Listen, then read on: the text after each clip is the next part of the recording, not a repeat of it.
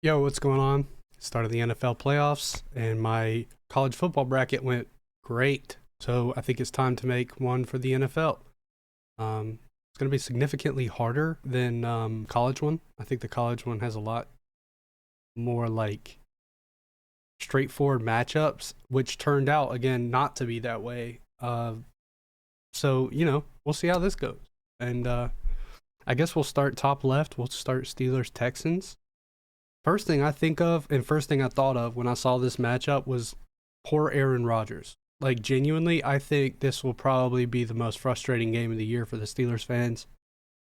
I could see them winning just because the Texans aren't like beating teams by 30. They're not running away from teams, but they're using their defense to just lay on teams, make the game boring and drawn out, and then they just slowly distance themselves.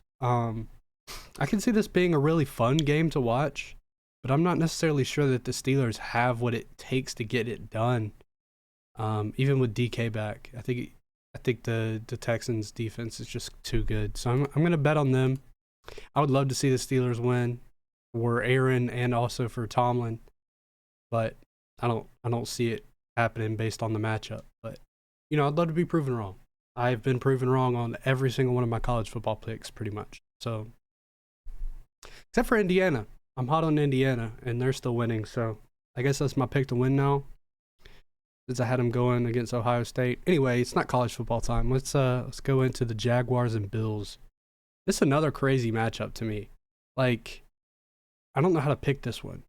Based on the line, Jacksonville is an underdog. I don't know that I'd agree. I mean, they're at home, but the Bills, I can't go against Josh Allen, I feel like. So I got to go with the Bills, man. I feel like I'm going to regret that one. It's hard because the Jaguars have won like 8 straight, I think.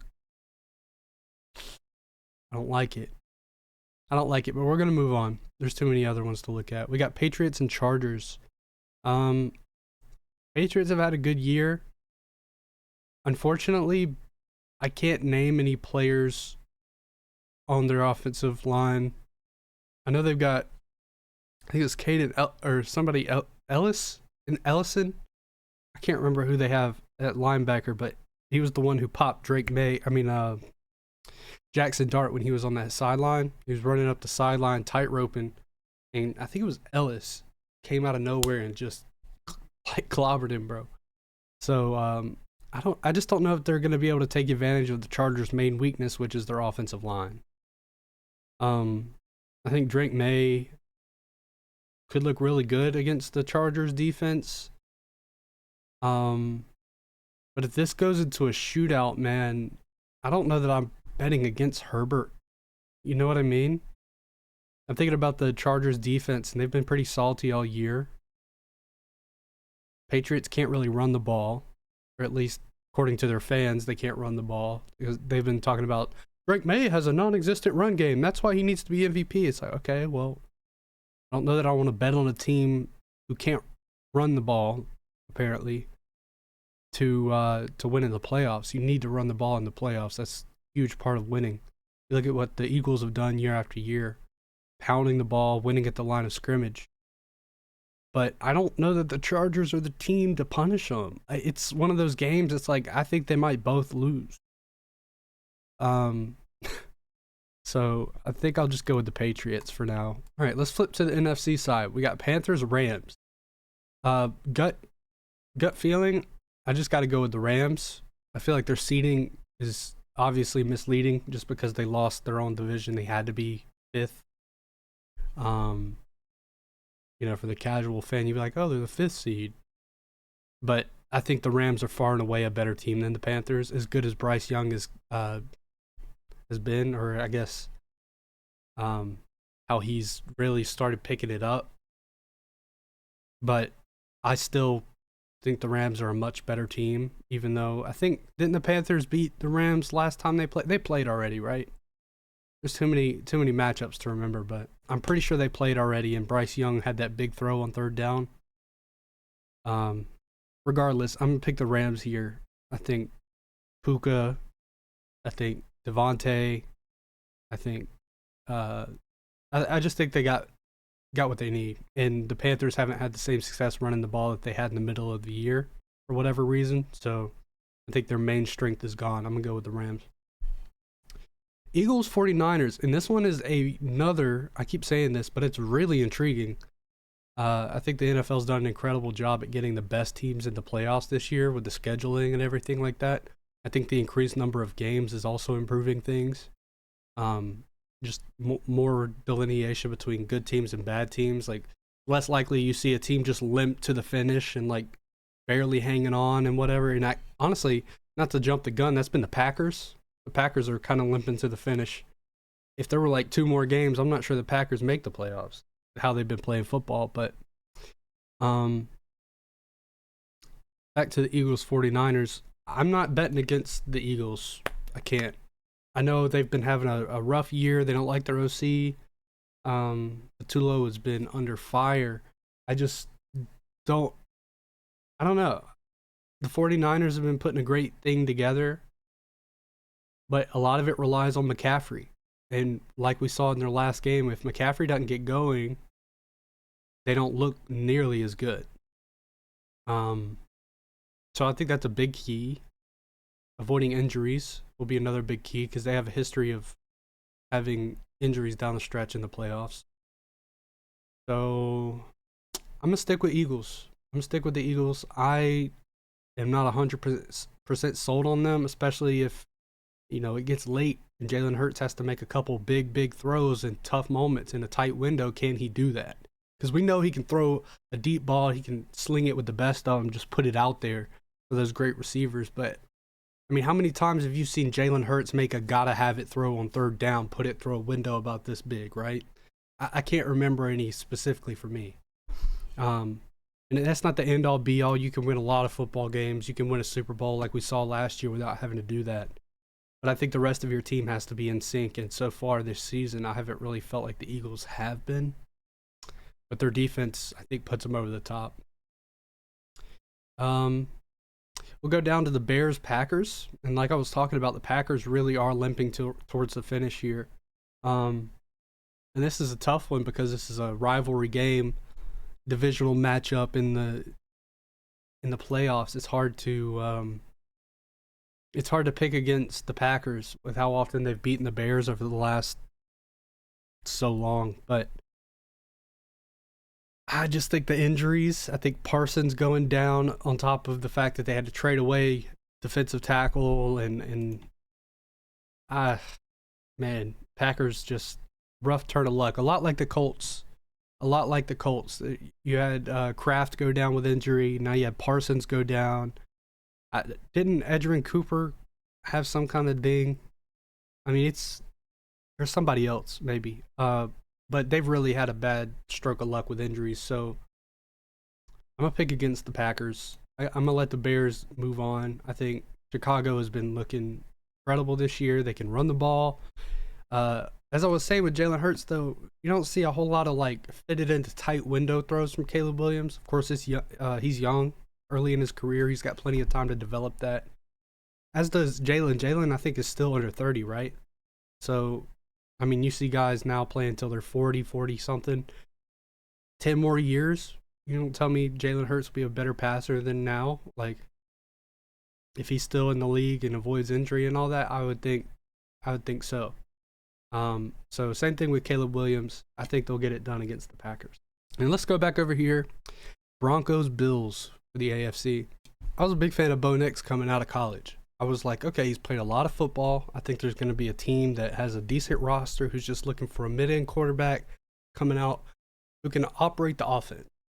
That's what I was looking for. I was like, and I think Bo Nix is probably going to be the most successful out of them. Well, fast forward 2 years, he didn't win Rookie of the Year. Jaden Daniels did. Jaden Daniels got injured, which is a little unfair, but I mean, not a bad take on my part, right? Bo Nix has not been outstanding. He's not been a superstar as far as big time throws.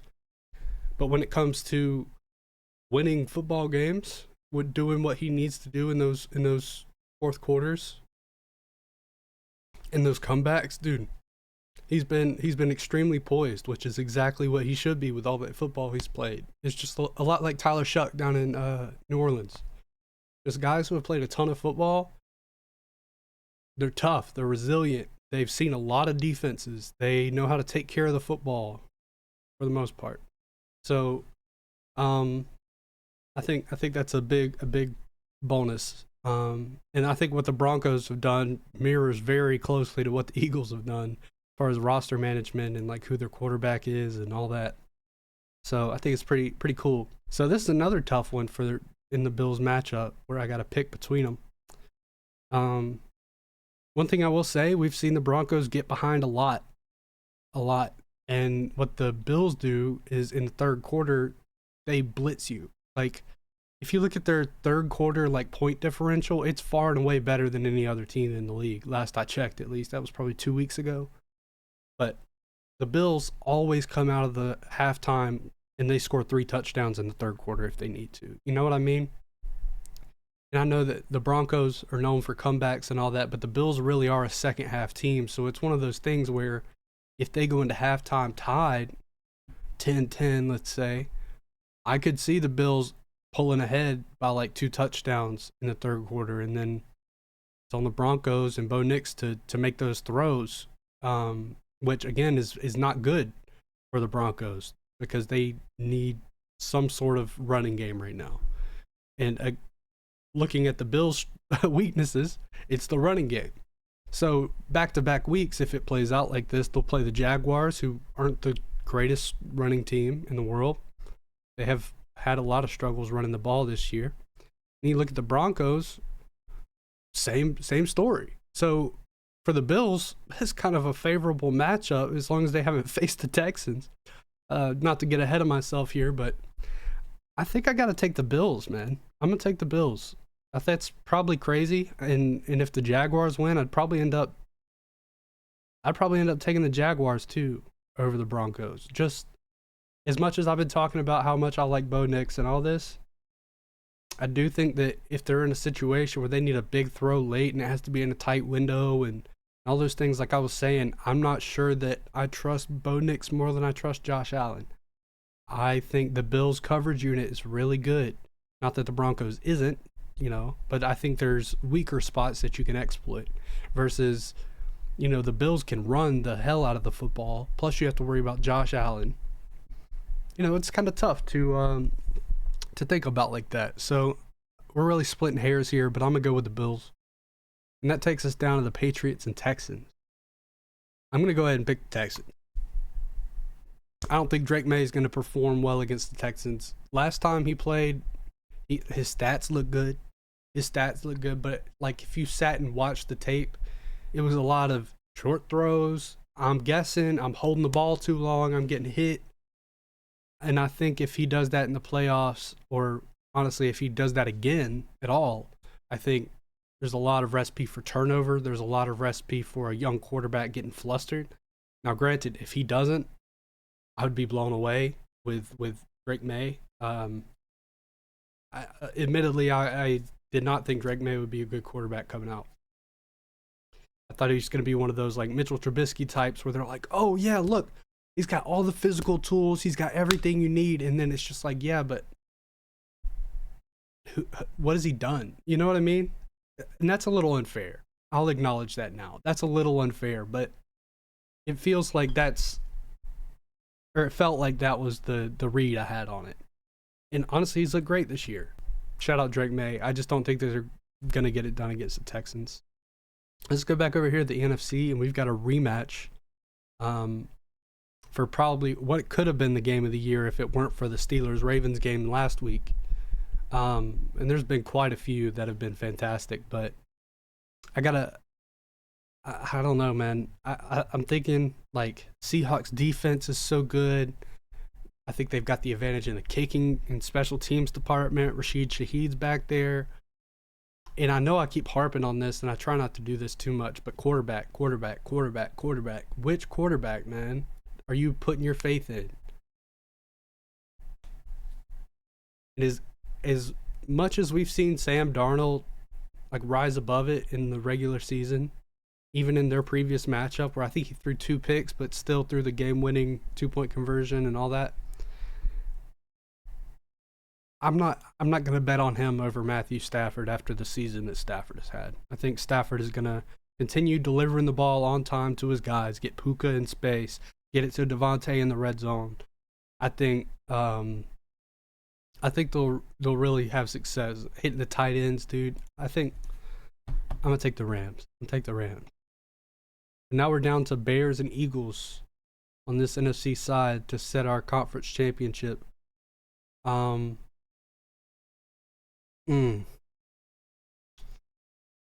It's tough for me to go Eagles just because I know that they are very capable of going out there and pooping their pants. We've seen it before. But it does kind of feel like we're fated for this Eagles Rams matchup that we saw early in the season when Jaden Davis blocked that kick and returned it all the way to the house. Jordan Davis, that's my bad. Jordan Davis kick 6. So it feels like this would be an amazing rematch. I don't think there would be anybody bummed except for teams of these fans, of course. But as far as football quality goes, these are two amazing teams. And if you look at the AFC side, these are two amazing teams as well. Again, I could see the Jaguars being in this position. I could see the Broncos being in this position, obviously. I could see the Patriots. Well, I'm not sure that the Patriots beat the Chargers. I'm not sure that they beat the Texans. I guess I could see a future where they're there, but it's not likely. So I'm going to go in this one. It seems like the Texans just have the inside track. And last time Josh Allen played the Texans, he looked really bad. There's been a few games over the last couple years where Josh Allen has just looked not like himself. And this was one of them this year where the Texans just had his number, had the offense's number. I don't know that it happens again. But it's hard to have seen that and then be like, nah, they'll fix it. Fix what? They couldn't protect. They couldn't run. They couldn't throw down the field. But also, I don't think the Texans have a great running game, now that I'm thinking about it, which is another thing for the Bills, man. The running games that they're facing are not strong. They're not strong at all. So their biggest weakness on defense is wiped out. Bills. I think the Bills can get it done. I think they can get it done. I think if they rely on Cook to ease the pressure off Josh Allen, and then Allen has a good day of reading the defense, taking what's there, and then using his talent to extend the play and then find people open, because you can't cover for 15 seconds. You know what I mean? So I think there's potential for that. And I don't think, like I was saying, the Texans have been able to run the ball that well, which is the big punishing factor for the Bills' defense. So I'll take the Bills. We've got Rams, Eagles.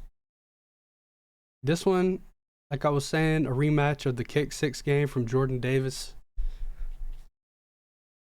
Tough for me to pick because neither team has looked invincible at this point. Now that at that point in the playoffs, they may have some sort of momentum, and we may feel completely differently if it ends up going this way.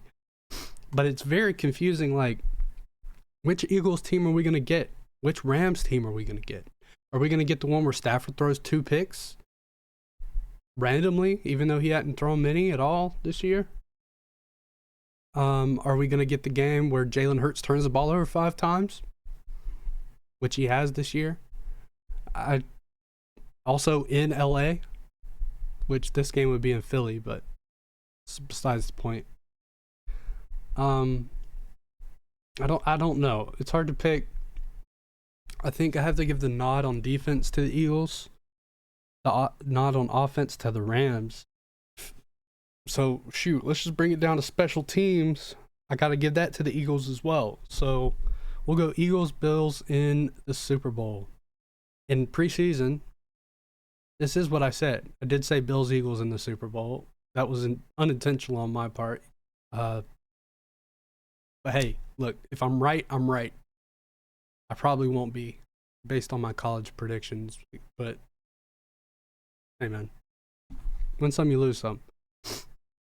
In this case, though, I can't see the Bills. I can see the Bills beating the Eagles, but it's going to require a lot. It's going to require, again, like I was saying, Josh Allen extending some plays. Going to require Cook running the hell out of the ball.